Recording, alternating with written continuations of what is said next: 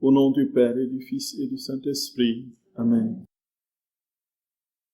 Chers frères et sœurs bien-aimés, dont nous vous souhaitons de tout notre cœur une bienvenue à cette retraite qui va nous conduire progressivement dans ce qu'il y a de plus ineffable dans l'ordre de la sainteté.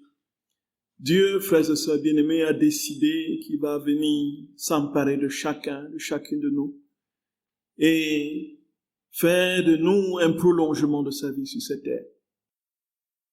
Il a décidé qu'au fur et à mesure que nos âmes énamourées s'ouvriront à cette grâce insigne, nous serons progressivement transformés en lui et nous vivrons déjà dès ici-bas la vie du ciel.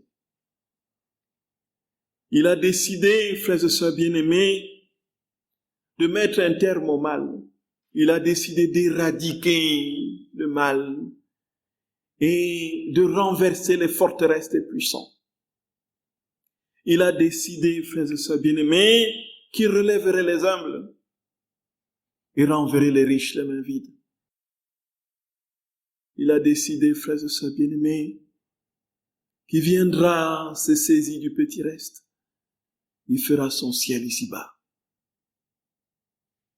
Ce n'est pas de la fabulation, frères et sœurs bien-aimés. Saint Paul dit, si nous sommes infidèles, lui, il reste fidèle, car il ne peut se régner lui-même.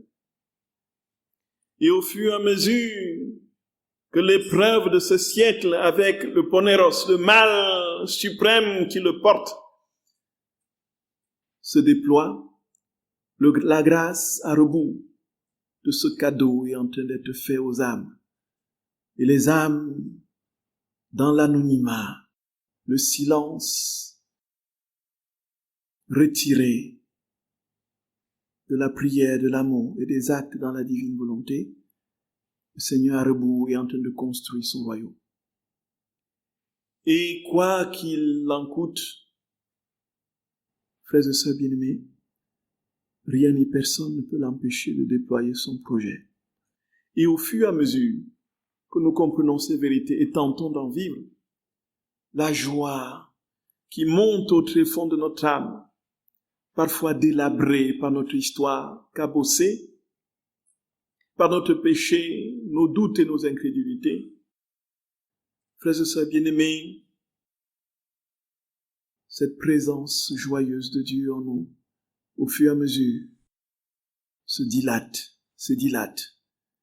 Et notre âme, de plus en plus simplifiée, émondée, imprégnée de cette vie de Dieu, entre déjà progressivement dans le ciel. Et bientôt, la vie des bienheureux au ciel sera notre partage.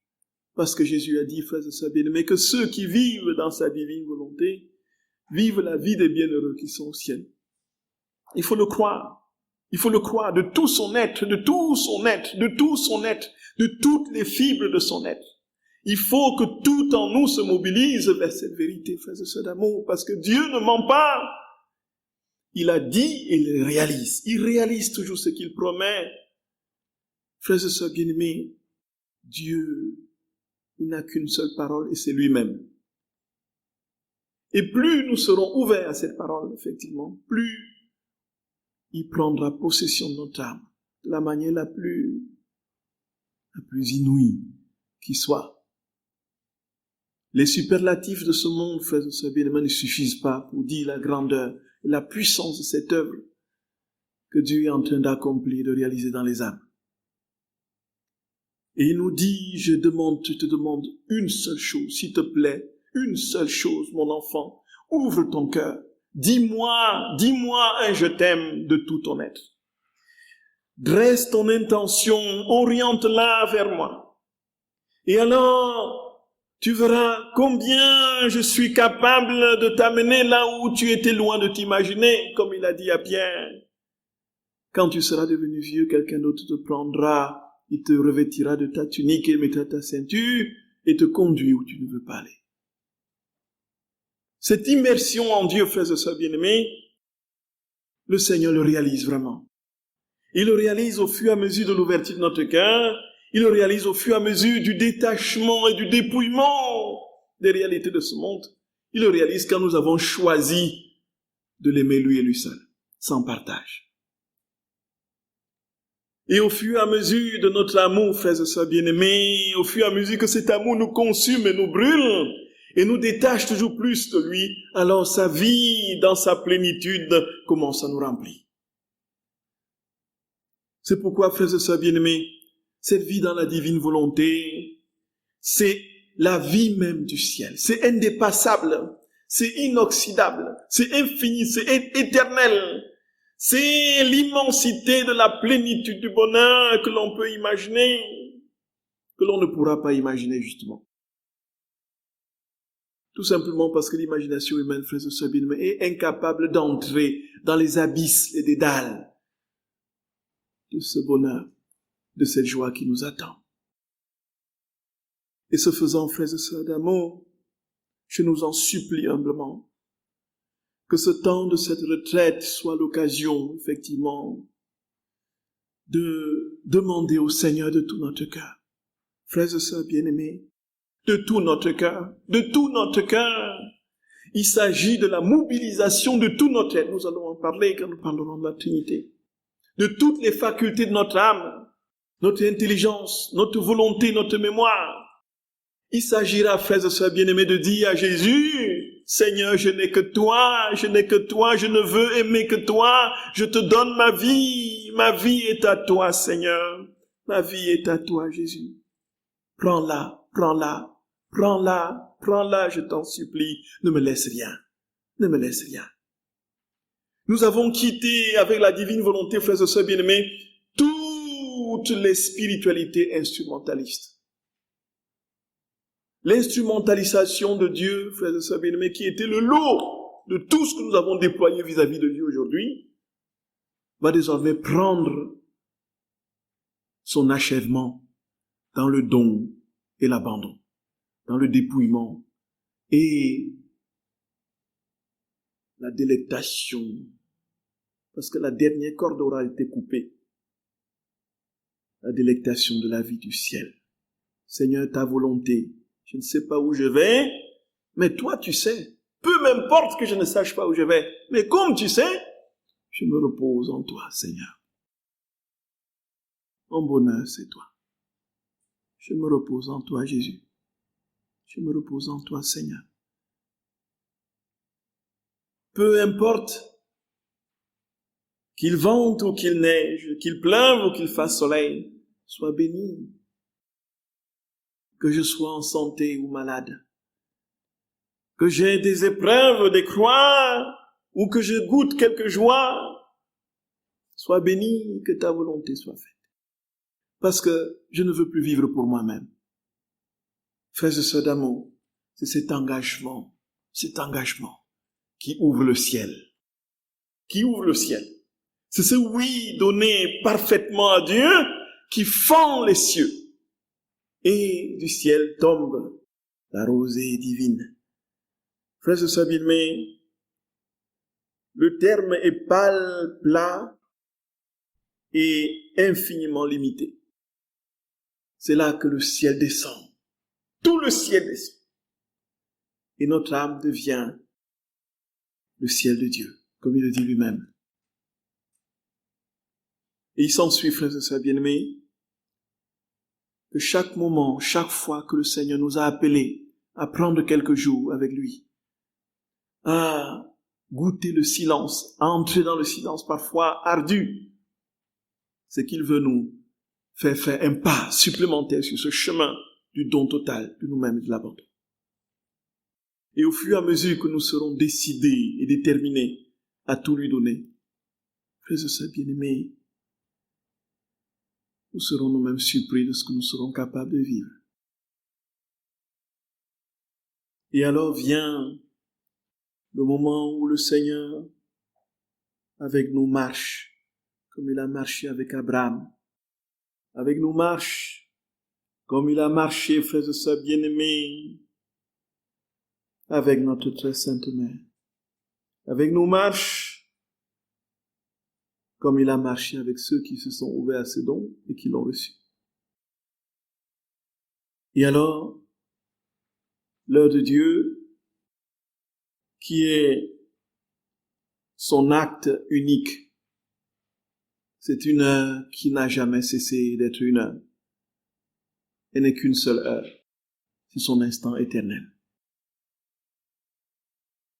Les mesures chronologiques en instants, en minutes, en heures ou en jours sont liées à notre condition. S'il y a un instant, cela signifie qu'il y aura un deuxième instant. S'il y a une heure, cela signifie qu'il peut y avoir 2, 3 autres heures et plus. S'il y a un jour, cela signifie s'il y a une année, cela signifie qu'il y a plusieurs années. Cet anthropomorphisme est symptomatique de notre incapacité à saisir la plénitude de Dieu. Et c'est pourquoi on parlera plutôt de l'acte en Dieu. Son acte éternel. Le temps éternel, ça ne veut rien dire. C'est une contradiction, tout le terme, voyez. On n'a pas respecté la loi logique du principe de non-contradiction avec temps éternel, voyez. C'est deux termes qui se posent. Le temps n'est pas éternel, l'éternité n'est pas le temps. Et donc on dira en Dieu, frères et sœurs bien-aimés, que tout se déploie dans son acte éternel, qui est unique, dans l'immensité de ce qu'il est. Cet acte qui s'étend à sa dimension qui est sans mesure, qui est sans dimension. À sa mesure qui est sans mesure.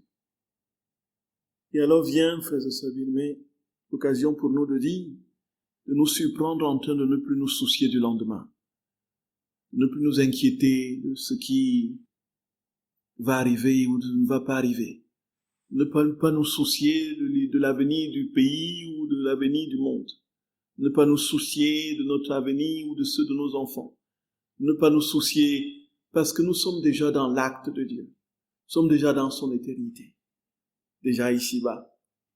Gloria. Voyez, frères et sœurs bien-aimés, nous sommes déjà, le Seigneur nous fait déjà comprendre que la vie du ciel des bienheureux a commencé avec nous. Et quand nous arriverons à cela, frères et sœurs bien-aimés, c'est que l'heure de Dieu, ou plutôt, la vie dans la divine volonté commence vraiment. Pendant cette retraite, frères et sœurs d'amour, nous allons, selon la commande qu'a faite François, voyez, de parler de la divine volonté dans les Écritures. Donc, c'est la première retraite sur ce thème que dans la Bible, dans les Saintes Écritures. Alors, ayant réfléchi et prié comment est-ce que ça pouvait se tenir, comment ça pouvait se faire, il y a dans les Écritures des passages où le Seigneur parle, où on a une révélation claire de ce qu'est la vie dans la divine volonté à partir des paroles de Jésus, ou bien des événements du peuple de Dieu.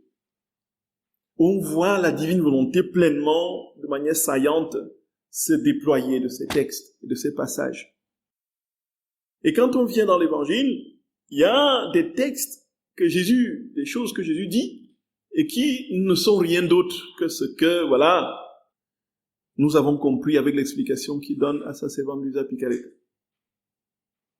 Et quand on revient avec les lunettes de la divine volonté dans la lecture de ces passages, tout devient éblouissant. Tout simplement, frères et sœurs bien-aimés, parce que ce qu'il y a de plus incroyable, c'est que le Seigneur dit que tout ce qu'il a fait pendant tout le temps de son incarnation, c'était en vue de ce moment que nous vivons, que nous allons vivre. Voyez?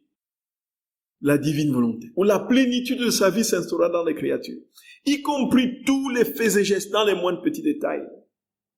Sa vie même, depuis sa naissance jusqu'à sa montée au ciel, en passant par la croix, était une préparation de cette vie que nous vivons aujourd'hui. Nous allons, la divine volonté. Il le dit lui-même, frères et sœurs bien-aimés. Donc il y a ces textes. Il y a les textes où, effectivement, frères et sœurs bien-aimés, le Seigneur donne lui-même ses explications. Et c'est ce que nous allons essayer. De toute façon, s'il y a tellement de textes, nous allons choisir quelques-uns. Partant de la Bible, on essaiera de trouver quelques textes dans le livre du ciel qui correspondent à ce que l'Écriture dit, plus ou moins. Et puis, on explicitera de manière, avec les explications que Jésus donne, les enseignements de Jésus Picaretta, ces textes de l'Écriture que nous lirons. Voyez. Donc, ainsi de suite pour l'Ancien Testament, comme pour certains textes de notre Seigneur, et comme pour certains textes de Saint Paul. 4 jours ne suffisent pas, frères et sœurs bien-aimés, pour dire tous les, voyez, si on avait une retraite d'un mois, on n'aurait pas épuisé, voyez. Et l'essentiel, c'est quoi? C'est de comprendre, frères et sœurs bien-aimés, que le Seigneur attend de nous une seule chose. C'est ce que nous avons dit tantôt. Il attend de nous notre oui. Il attend de nous notre oui. Que nous comprenions aujourd'hui ou pas, si nous lui avons dit oui, alors il entre en nous. Il entre en nous. Et son œuvre se déploie en nous. Et au fur et à mesure que nous serons disposés à le laisser faire, à le laisser nous travailler, nous comprendrons infiniment plus que si nous avons remué par nous-mêmes nos méninges et déployé notre intellect dans une volonté humaine de saisir les mystères qui nous dépassent. Voyez, frères et sœurs bien-aimés. Et c'est pourquoi il nous faut, frères et sœurs d'amour, être attentifs. Et partir d'ici, je vous en supplie, je nous en supplie humblement, partir d'ici en ayant dit au Seigneur, oui Seigneur, je te choisis toi et toi seul. Pour toi, je veux vivre, pour toi, je veux mourir. Je te donne tout ce que j'ai, ma volonté, mon intelligence, ma mémoire. Nous allons en parler abondamment. Je te donne tout ce qui est de mon histoire, de l'ordre des imperfections, de l'ordre des grâces. Je te donne ma vie d'aujourd'hui. Je te donne celle de demain. Ma vie, je la greffe dans ton acte éternel, Seigneur. Je la greffe dans ton acte éternel. C'est pourquoi, frères et sœurs bien-aimés, je nous en supplie humblement, pour que Dieu commence cette œuvre en nous. Libérons-nous, libérons-nous. Le temps de la retraite est propice pour cela. Ne partons pas d'ici sans nous être confessés. Ne partons pas d'ici si vous avez un fardeau lourd sans l'avoir déposé. Ne partez pas d'ici avec les miasmes de quelques rancœurs ou de quelques soucis et angoisses pour vous-même ou pour les autres, votre santé physique ou psychologique, je sais pas trop. Frères et sœurs d'amour, laissons le Seigneur nous prendre dans ses bras. Laissons le Seigneur nous prendre dans ses bras. Comme il a dit, frères et sœurs bien-aimés, comme le Père aîné a dit tout à l'heure, soyons des enfants de simplicité. Et comme ce chant, frères et sœurs bien-aimés, le dit très à propos, Père, Père, je suis ton enfant, tu me prends dans tes bras, tu m'embrasses tendrement. Père, Père, je suis ton enfant, je mets mes yeux dans tes yeux, avec toi je suis heureux. Voyez, frères et sœurs bien-aimés, les petits enfants qui sont bercés par le Père, ils mettent leurs yeux dans les yeux de leur papa chéri, papa d'amour de mon cœur. Ouais, et on lui tisse sa petite barbe, on lui tapote les joues. Papa, papa, voilà l'âme chrétienne désencrassée. Désencrassée. Libérée de toutes les scories, frères et sœurs bien-aimés.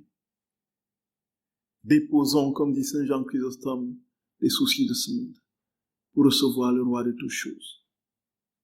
Déposons les soucis de ce monde pour recevoir le roi de toutes choses.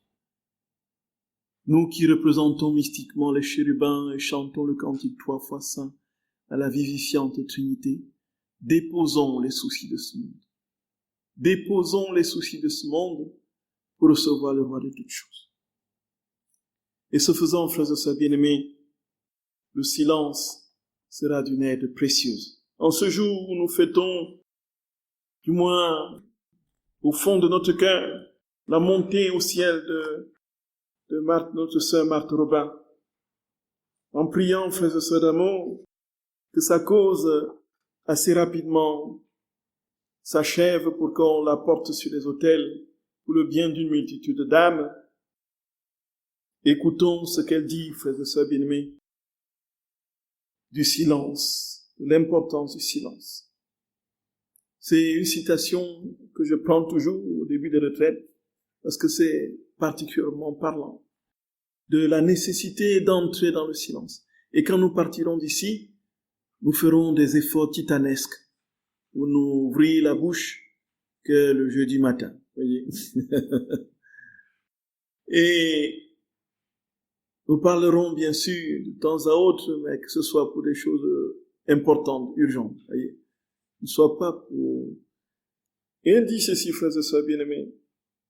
Loin de se montrer insensible à toutes nos humaines douleurs, Jésus s'est penché sur toutes nos misères. Il a incliné son beau et divin visage sur toutes nos détresses. Il a posé ses mains aimées sur toutes nos blessures, sur tous nos maux. Il a fermé toutes les plaies de nos âmes. Il continue de faire dans l'église et dans l'hostie ce qu'il faisait jadis en Galilée. Pas un jour, pas un instant ne se passe sans qu'il intervienne dans notre vie. Il est avec nous comme un père avec son enfant qu'il aime et qu'il prépare à recevoir l'héritage céleste qui nous a acquis par ses souffrances et par son sang. Mais pour l'entendre, il faut être attentif au son de sa voix.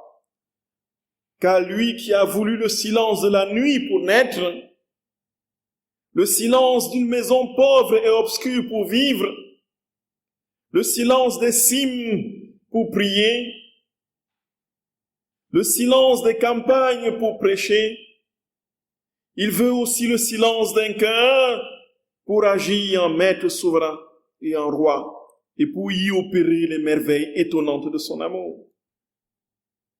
Tout dans la vie de notre Seigneur s'est passé dans le silence. Il a choisi le silence de la nuit pour naître, le silence des campagnes pour prier, se retirer dans le silence pour prier, le silence des campagnes pour prêcher, le silence des cimes, des sommets, se retirer à la montagne pour prier. Il veut le silence d'un cœur, voyez, qui, pour agir en maître souverain et en roi, et y opérer des merveilles étonnantes de son amour. Gloria, Gloria. Seigneur, béni sois-tu. Béni sois-tu, notre roi. Et elle dit dans un autre passage, frères et sœurs bien-aimés, c'est un livre de l'arrestation à la mise au tombeau. Avec Marie, notre mère bien-aimée, cherchons en Dieu seul notre bonheur et notre joie. Dieu est à nous et il est en nous. Pourquoi chercherions-nous au dehors notre consolation et notre paix? Comme dit Saint Augustin, tu étais au-dedans de moi et je te cherchais au dehors. La consolation et la paix des vrais enfants du bon Dieu. Comment se fait-il que la divine présence du bon Dieu en nous peut être aussi indifférente à nos cœurs d'enfants? Parce que sans doute cela demande certaines dispositions de recueillement, de silence intérieur et extérieur, des renoncements, des mortifications, des pénitences, d'oubli de soi, auxquels bien souvent on ne peut pas se soumettre, parce que tout cela suppose des efforts constants, tout au moins au début. Et c'est ce qu'on n'aime pas. Question de discipline, de constance. Et puis, il faut laisser de côté le monde des réflexions personnelles, pensées, raisonnements, pour ne s'attacher qu'à la simple vue et volonté de Dieu en nous, lequel lui communique au plus intime d'elle-même, loin des sens, la vie surnaturelle de la grâce. En un mot, sa propre vie divine, voyez, sa propre vie divine. C'est Marthe Robin qui parle. Voyez. Communique sa propre vie divine. Ou, pour être plus exact, la participation toute d'amour à sa propre vie divine. La condition, et Jésus le dit aussi à lui qu'elle était abondamment, frères et sœurs bien-aimés, la condition, c'est le silence. Le silence. Faites l'expérience, frères et sœurs d'amour, faites l'expérience. Faites l'expérience. Et laissez notre Seigneur, je nous en supplie. Laissons notre Seigneur œuvrer en nous. Croyons de tout notre cœur, frères et sœurs bien-aimés, que là, le Seigneur nous introduit dans le silence, dans l'océan de son amour. Comme il le dit à Luisa Picaretta, au tome 4 du 2 novembre 1900. Reste à l'intérieur de moi. Reste à l'intérieur de moi. Là seulement, tu trouveras la véritable paix et un bonheur stable. Car rien ne pénètre à l'intérieur de moi qui n'appartient à la paix et au bonheur. Et celui qui demeure en moi ne fait rien d'autre que de nager dans l'océan de tous les bonheurs. C'est pourquoi, de temps en temps, oublie tout, entre dans mon intérieur, dit Jésus. Oublie tout, comme nous avons oublié symboliquement, frères et sœurs bien-aimés, dans cette retraite, nos proches, nos frères et sœurs, nos enfants, nos petits-enfants, comme nous avons oublié nos conforts devant la télé, comme nous avons oublié, n'est-ce pas, nos petits gâteries dans la cuisine avec quelques biscuits au chocolat, comme nous avons oublié, voilà, on a oublié symboliquement énormément de choses pour se couper pendant 4 jours, pour tenter d'écouter le Seigneur. Et Jésus dit, oublie tout, entre dans mon intérieur et viens goûter ma paix et mon bonheur. Tome 4, 2 novembre 1900. Mes frères et sœurs bien-aimés, viens goûter ma paix et mon bonheur. Et ce faisant, frères et sœurs bien-aimés, demandons la grâce à notre très sainte Mère, celle-là qui était toujours dans le silence de la présence continuelle de Dieu. Demandons-lui sa grâce et croyons de tout notre cœur qu'avec notre très sainte Mère, la Vierge Marie, nous serons capables d'accueillir ce grand don, la plénitude de la vie de Dieu qu'il nous fait. Et quoi qu'il en coûte, quoi qu'on fasse, le Seigneur a le projet de nous donner sa vie. De nous donner sa vie. Voyez, frères et sœurs bien-aimés. Voyez, que cette vérité nous structure et que rien ni personne nous en empêche plus. Là où on a célébré tout à l'heure, d'accord, Père, oui. Le Saint-Sacrement est exposé. Très bien. Pour ceux qui déjà dès ce soir veulent prendre un temps d'adoration, le Saint-Sacrement est exposé. Voilà, très bien. Et ça continuera dans tout le temps de la retraite à partir de 20h30, justement. Ouais. Donc, en fait, le Seigneur nous a pris de coup. Hein. Là, il nous dit, n'attendez pas demain, c'est maintenant, vous voyez. Alors qu'on programmait les choses pour demain, il dit, pourquoi remettre à demain ce que vous voyez un peu? Mais c'est maintenant que je vous veux. Parce que nous, qu'est-ce qu'on a calculé? On a calculé la fatigue, vous voyez? La fatigue du voyage, n'est-ce pas? La mise en forme de chambre, vous voyez, l'installation. On a calculé ça. On dit au Seigneur, cette fois-ci, aujourd'hui, ce soir-ci, reste un peu au placard. Mais lui, il dit non. Il dit c'est maintenant. Donc, devons-nous, frères et sœurs bien-aimés, pour arriver à 1h ce soir? Je ne sais pas comment on va faire. Le Seigneur sait comment ça va se passer, puisque c'est lui qui nous invite, voyez. Voyons ce que nous pouvons faire. Et ce faisant, frères et sœurs d'amour, que le Seigneur nous accorde sa paix et sa grâce. Oui, Jésus, nous avons mis en toi notre espérance et notre confiance, et nous savons que nous ne serons pas déçus. Tu nous as dit, cherchez et vous trouverez, frappez et l'on vous ouvrira. Demandez et vous recevrez. Seigneur, nous cherchons ta face. Seigneur, nous demandons et désirons de tout notre cœur ta vie divine. Seigneur, ouvre-nous la porte de ton cœur et introduis-nous dans le cellier de l'immortalité où tu vis dans ta béatitude, dans l'immensité de ta présence. Introduis-nous, Seigneur, à ta table trinitaire et donne-nous, Seigneur, de partager ton repas, qui est ta volonté même. Seigneur, nous t'en supplions, regarde nos pauvretés et surtout, éclipse-les par ta présence toute puissante et aimante, par ta vie divine. Regarde-nous, Seigneur, nous sommes devant toi, nous mendions ton amour. Non, c'est toi qui nous proposes cet amour que nous tentons de mendier. Seigneur, viens prendre toute la place en nous et accueille toi-même le don que tu nous fais. Viens accueillir ton don en nous, Seigneur. Lis que fais-nous dans ton amour. Fais de nous un autre toi. À qui doterons-nous, Seigneur? À qui doterons-nous? À qui doterons-nous, Jésus? Tu as les paroles de la vie éternelle. Tu as les paroles de la vie éternelle. Je vous salue Marie, pleine de grâce. Le Seigneur est avec vous. Vous êtes bénie entre toutes les femmes. Et Jésus, le fruit de vos entrailles, est béni. Sainte Marie, Mère de Dieu, priez pour nous pauvres pécheurs, maintenant et à l'heure de notre mort. Amen.